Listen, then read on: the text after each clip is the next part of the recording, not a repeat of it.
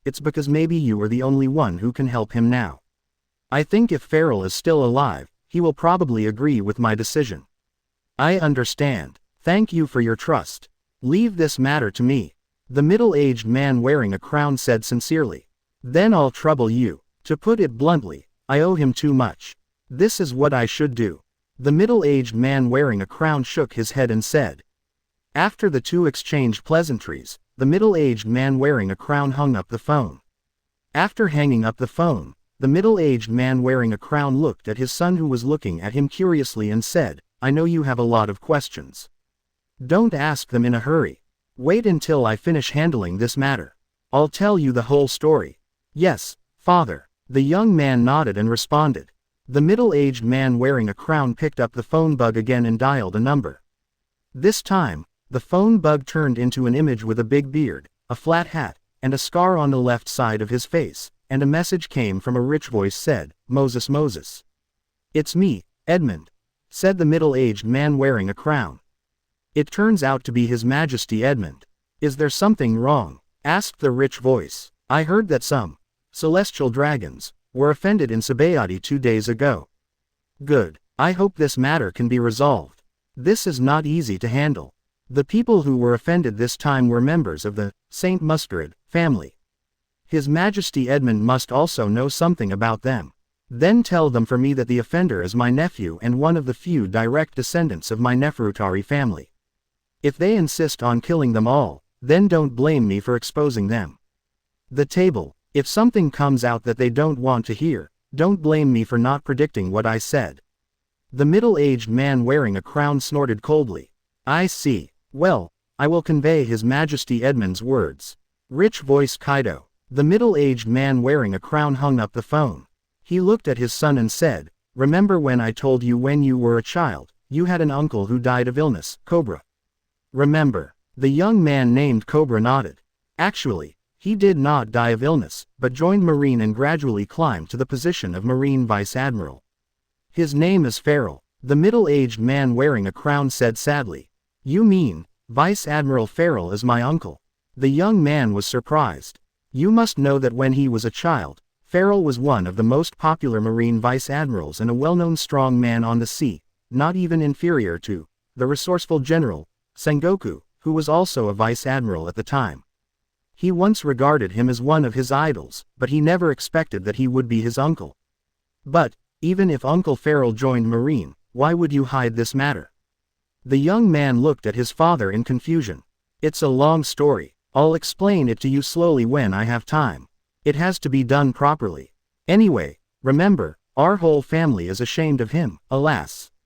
The middle-aged man wearing the crown was in a very depressed mood and seemed not to want to recall this incident.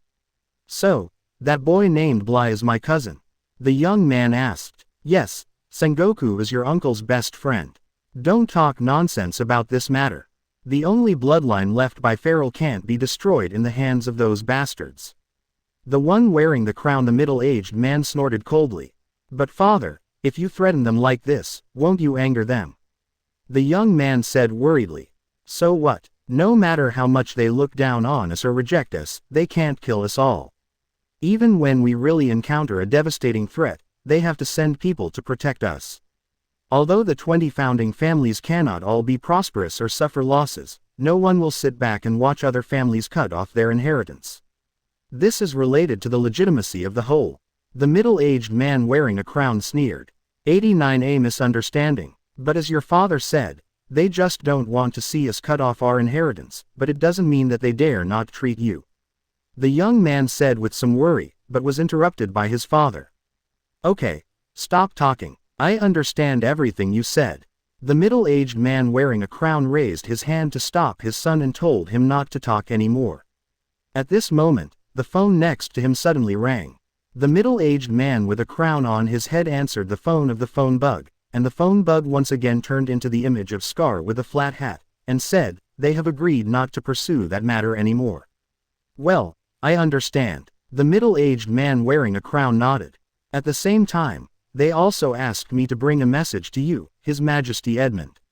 The rich voice said, say it. They asked me to tell you, Your Majesty Edmund, just this once, and it won't happen next time. If your Majesty Edmund threatens them with words like flipping the table next time, they won't mind taking action to change Alabasta's fate, said the rich voice lightly. Snap. The middle-aged man wearing a crown hung up the phone without any expression on his face. Father. The words on the other end of the phone made the young man increasingly worried. As a king, you must be calm and collected when encountering problems. Look at what you look like. The middle-aged man wearing a crown frowned and scolded his son. But, it's nothing, but please step aside first. I want to be alone for a while. Yes. The young man had no choice but to bow and retreat. 637. Above, that's my opinion. In the Ocean Conference Hall, Dalmesh's long speech finally came to an end. But even he knew that his vivid speech was of no use, and was not much different from the exculpatory rhetoric of the Black Bat, Vice Admiral. When he finished speaking, no one answered for a while. After a while, a lazy voice that seemed to have just woken up spoke to him. Well, I agree with Dalmesha, because, forget it, let me think about it, forget it, in short, just agree. The person who spoke was just a rear admiral like Dalmesha, but he was one of the only monster-level geniuses among Marine's young generation, Aokiji, Kuzan. Although due to his age, he is not yet good enough to keep pace with Kizaru and Akainu. He is also a monster who is expected to aspire to be the admiral in the future. His opening immediately attracted some people's attention. Are a few Marine miscellaneous soldiers more important than the dignity of the world government and the dignity of the entire Marine? Kuzan, your position is too unfirm. Akainu rebuked coldly. You have your opinion, and I have mine, that's all. Qingji Qingblai said. Black Bat, Vice Admiral, do you want to continue talking? If not, can we start voting? Kizaru asked slowly. Porcelino, it seems it's not your turn to chair the meeting yet. Before Black Bat's Vice Admiral could speak, Randolph Vice Admiral not far away questioned. It's just a suggestion. Why is Vice Admiral Randolph so excited? Has he already foreseen the tragic ending of those three brats? Kizaru said with a hidden smile. Randolph, Vice Admiral, turned pale and stopped replying. Because judging from the current situation, he can indeed foresee his son's ending. Okay, Borsellino, please stop saying a few words. Marshal Kong frowned and stopped Kizaru from continuing to rub salt into the wound, and said, since everyone who wants to express their opinions has expressed it. Blue brew brew, blue brew brew. Marshal Kong's words were interrupted by the ringtone of Marshal's private phone bug on his wrist. Usually, only those 5 people would be contacted by his phone bug. Marshal Kong made an apologetic expression to everyone, then put his personal phone to his ear and began to answer the phone. Although it is rude to answer the phone during a meeting, Marshal Sora's personal phone rarely rings, usually only when something more important happens, such as when the celestial dragons in Sabayati were offended. All the generals present were aware of this, and naturally there was no reason to be dissatisfied. Marshal Kong answered the phone and kept responding softly. Well, yes, okay, I understand. Well, I understand. After about half a minute, he hung up the phone. Then he told the generals that the celestial dragons side stated that this matter was a misunderstanding and would no longer be pursued. CJAD. When speaking these words, Marshal Kong was obviously a little confused. The generals below were in an uproar. Randolph, Vice Admiral, clenched his fist fiercely, feeling extremely excited. It was actually a bit rude to do this in his capacity, but now he couldn't think about that much. Because, if the celestial dragons side doesn't pursue this matter, it means that the 3 of Bly will be fine. Even the main owner said that this is just a misunderstanding. If anyone dares to hold on to it again, it is not a simple position. If there is a problem, he will definitely fight to the death. Black Bat, Vice Admiral, was also surprised. He did not expect such a turn of events to occur. Celestial dragons voluntarily gave up the pursuit. How is this possible? This has never happened before.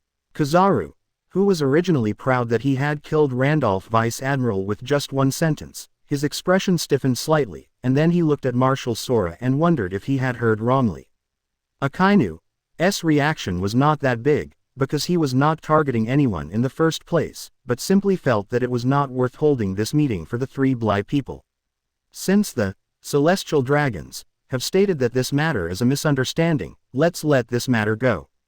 The meeting ends here and is dismissed. Marshal Kong made the final decision. Only then did Kizaru believe that this thing was actually true. Celestial dragons actually gave up pursuing the offender for the first time, and it was obviously based on the fact that the offense existed, and they were not just looking for trouble.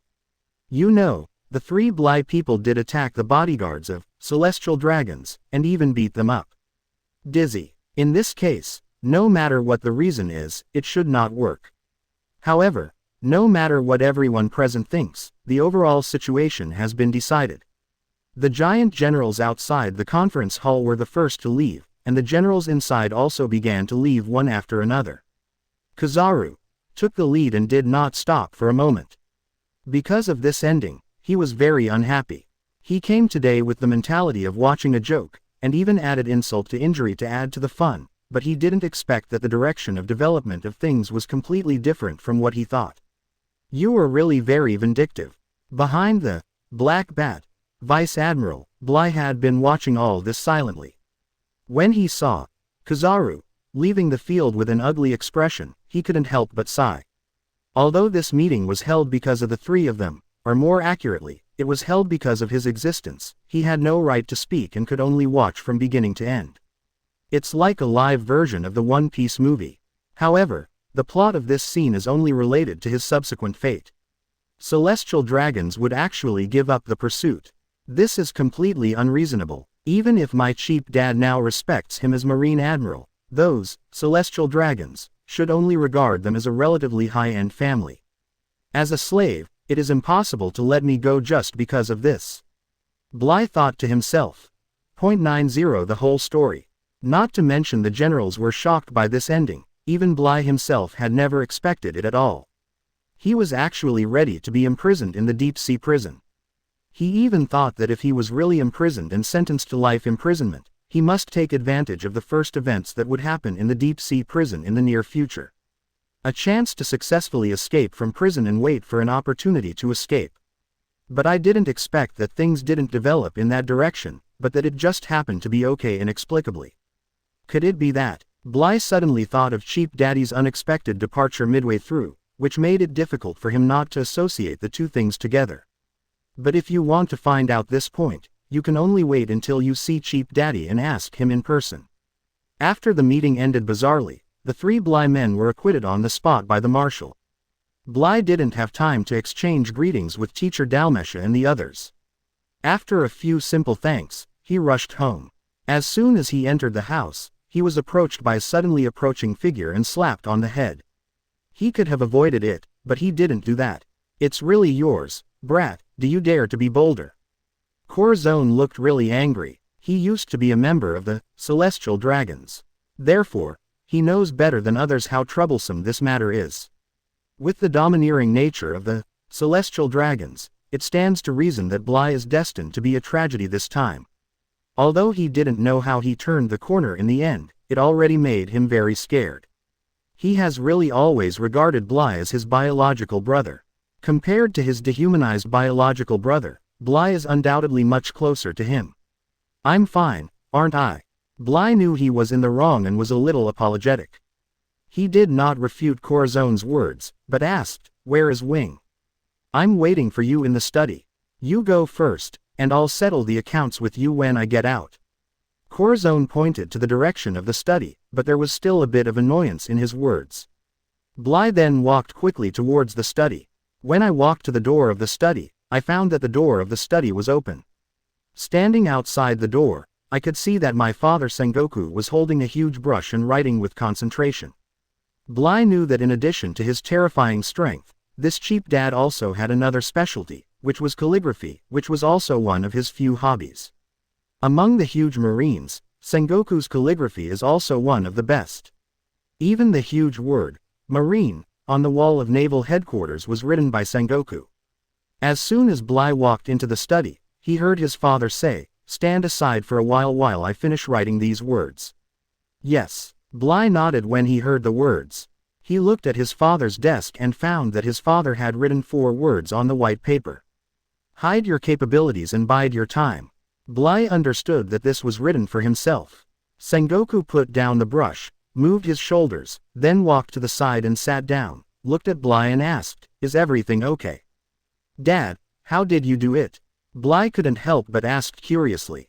"Even if you don't ask, I still need to tell you this. Sit down." Sengoku pointed to the chair opposite and motioned for Bly to sit down and chat slowly. When Bly sat down, he continued, "The matter is related to your life experience." Huh. Bly's curiosity was aroused. Even the original little Bly didn't know what his life experience was. He only knew that he was adopted by his father Sengoku, just like his elder brother Corazon. "Is it possible that there is something hidden in this? Your biological father is my former best friend, named Farrell. I think you should be familiar with this name," Sengoku said slowly. "Vice Admiral Farrell is my biological father." Bly said, slightly surprised. He did know this name, but not from the comic world, because the comic world did not mention the years before Father Sengoku became Admiral. This Farrell Vice Admiral was Sengoku's best friend when he was still a Vice Admiral. He was as famous as Sengoku and was at the height of his popularity at the time, but he died unexpectedly later. The original little Bly had heard of this person more than once, but never associated him with his own life experience. However, this result did not have much impact on Bly now. First, this body has never seen that Farrell Vice Admiral, neither the original little Bly nor the current him. Moreover, even if Vice Admiral Farrell is really the biological father of his body in this life, his soul comes from another world after all and cannot have any impact on a person he has never met. But even if Vice Admiral Farrell is my father, what does that have to do with this incident? Even if you are Dad, you should have influenced Mu Weilong's life. Bly was still confused. Please give me flowers. Yes, although first I'm a Marine Admiral, I am nothing in the eyes of the celestial dragons, but Farrell is different. The family he comes from was once the 20 royal families that founded the world government. One of them, although they voluntarily gave up the opportunity to become celestial dragons, they are still one of the few existences that can be taken seriously by the world's nobles. Sengoku mused. Dad, are you talking about the Chifurutali family of Alabasta? The name of a family suddenly popped up in Bukai's mind. In his memory, this family was the only one that met this condition. You also know about this? Sengoku was slightly surprised. I heard something. Bly nodded. Well, I'll save you the trouble of explaining it to you. In short, your father is one of the direct descendants of the Neferutari family, and is now the king of Alabasta. Edmund the king is the 11th patriarch of the Neferutari family, and is also the biological brother of your father, Farrell, and your biological uncle. Sengoku said, you were able to save the day this time because of King Edmund. Although I don't know how he did it, the result is that you were fine. I see. This origin brought a much greater impact to Bly than the biological father he had never met. Because he is no stranger to the Neferutari family, and even knows that the next leader of this family is Cobra, and Cobra will probably have a daughter named Vivi. So, I actually became Cobra's cousin. Vivi's cousin. Bly couldn't tell whether he was happy or unhappy about this result, he just felt it was a little weird. Just like when he first learned that Sengoku was actually his adoptive father, the feeling of a comic book character jumping in front of him and becoming his own relative was indescribable. Then why Dad, you never told me this before? Bly asked suddenly. This involves some issues between your father and King Edmund. It is not appropriate for me to tell you about it. Wait until you have the opportunity to see King Edmund and ask him personally. I won't tell you this. This was your father's request before he died. If it weren't for the fact that you got into such a big trouble this time. Sengoku stopped talking. 91 Aftermath. But Bly also understood. It sounded like his body's biological father didn't want him to be related to the Neferutari family, and he had specifically asked his father, Sengoku. Speaking of which, your boy has only just started training less than a year since he joined the youth training camp, right? You already have such strength, and you even secretly joined the Bounty Hunter Guild. You've become very capable. Sengoku changed the topic and said suddenly. Bly was speechless for a moment and didn't know how to answer the question. However, although you survived this disaster with your life experience, don't you think you are too popular? You became a 6-star bounty hunter when you were less than 10 years old, and you still offended the celestial dragons. It's safe and sound. If these things are put together, you will inevitably be pushed to the forefront, which will not do you any good. Sengoku pondered. I have already arranged the next place for you. In the next 2 years, just let me settle down.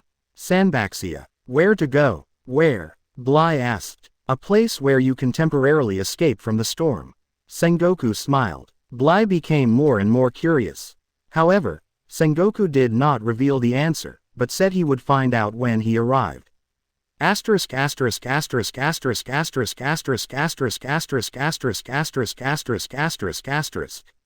Half a month later, when Bly set foot on this island, which he came to for the first time, he couldn't help but sigh to himself, this place really allows me to escape the turmoil, and it is also inconspicuous enough. Because, this is not within the scope of the Grand Line at all. Whether it is marine, pirates, or those big forces, this is a barren land that is too lazy to pay attention to. The weakest sea, East Blue.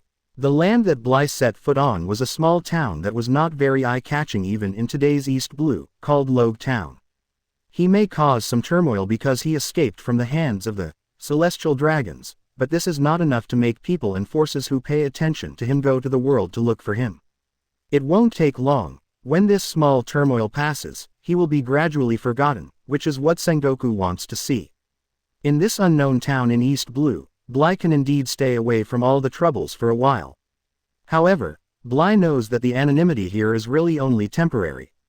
This is the place where Roger was born, and it will also be the place where Roger is buried in a few years. At that time, he will dominate the Grand Line and aspire to the throne of One Piece. His death will usher in the most chaotic era, the era of great pirates. Logue Town will also become the landmark that opens the era of great pirates, and will become famous throughout the sea, and will become a household name even on the Grand Line. Dad is really good at choosing places. Bly thought a little strangely. He couldn't remember exactly when Roger would be brought here for execution, but his impression was that it would be shortly after he became the Pirate King, which was at least a year or two away from now. So, I will be here to witness this legendary scene. Corporal Lake. Just when Bly fell into a brief thought, the voice of calling his name interrupted his thoughts. Arrived. Bly responded loudly. Lake. This is a temporary new identity arranged for him by Sengoku. Even few people in Marine know about this, so that Bly can settle down for 2 years. Although Sengoku is extremely loyal to the world government and Marine, it is still very easy for him, a dignified Marine admiral, to arrange a temporary identity. I am 12 years old this year. Because I have performed a 5th-class meritorious service, I was directly promoted to the rank of corporal. Not bad, you are young and promising. The lieutenant junior grade officer holding the fictional identity of Lake looked at him with appreciation. Bly said, age, of course, is also fictitious. Anyway, it's hard to tell how old he is. In addition, Bly's height is already higher than that of ordinary people of the same age, so pretending to be 12 years old is not out of place at all. As for the military rank, this is not Sengoku's arbitrary use of admiral rights. With Bly's current strength, even if he is promoted to the rank of school officer, it is not unreasonable. Marine has countless precedents of exceptional promotions based on strength. Of course, Bly was placed here to avoid the limelight, and it was impossible to directly assign him a school officer status. You know, the current highest officer in Logue Town is just a lieutenant colonel. The current Logue Town is not as good as it was after the Great Pirate Era began. A lieutenant colonel officer managing this town is already overqualified, and if Bly was arranged to come here as a school official, it would be really eye-catching. Although a 12-year-old corporal would be looked down upon in a small place like Logue Town, it would not attract too much attention, which was just right. Thank you, sir, Bly said modestly. Well, welcome to Logue Town. Although it's not as majestic as the Grand Line, it has a unique beauty. Believe me, you will like it. Lieutenant Junior Grade Officer smiled. I believe that too, sir. Bly agreed. Let's go. I'll take you to a few main places in the town first, and then we'll talk about anything else. Lieutenant Junior Grade was extremely enthusiastic, which made Bly a little uncomfortable. But this is probably the custom in this small town. If it were Marineford or Sabayati, Bly would definitely feel that this Lieutenant Junior Grade had a special purpose, just like the Pearson Commodore. He warmly received Bly and Patrick, obviously just for the opportunity to meet with Randolph Vice Admiral and Sengoku establish a relationship. It's a pity that the final effect doesn't seem to be very significant. After a brief exchange, Bly learned that this Lieutenant Junior Grade's name was Owen, and like him, he was also an outsider. The only difference is that this Owen Lieutenant Junior Grade is not from the Grand Line, but from other islands in the East Blue. He has never been to the Grand Line and has been here for more than 10 years. He is so enthusiastic about Bly, firstly because of his personality, and secondly, because Bly is from the Grand Line, and he is particularly curious about the Grand Line. The only person who has been to the Grand Line in this Logue town is probably the highest officer, Lieutenant Colonel Stephen, but with Owen's status, he is obviously not qualified to hang out with the highest officer. So Bly's arrival allowed him to find a channel to learn about Grand Line. Along the way, he kept asking Bly some weird questions. Yes, I have met general-level officers. What does it look like? 2.9 probably looks similar to you and me, with one head, 2 arms, and 2 legs, but most of them are older. Giants. Have you never seen them? Yes, giants are not uncommon on the Grand Line. Even among Marines, there are many giant officers. Bly wanted to end this endless question and answer quickly, but this Owen's Lieutenant Junior Grade status, coupled with his enthusiasm, made Bly very helpless. In this way, Bly's first day in Logue Town was spent in constant questions and answers. What Bly didn't know was that there were far more people paying attention to his movements than he thought. The second half of the Grand Line, on Circle Predict. Whitebeard, Edward Newgate drank a large bowl of wine, laughed and said to Marco, who had just returned from his work, "Gee la la la la, Marco, I heard that you and that boy Hercules are on the same bounty." The hunter suffered a big loss.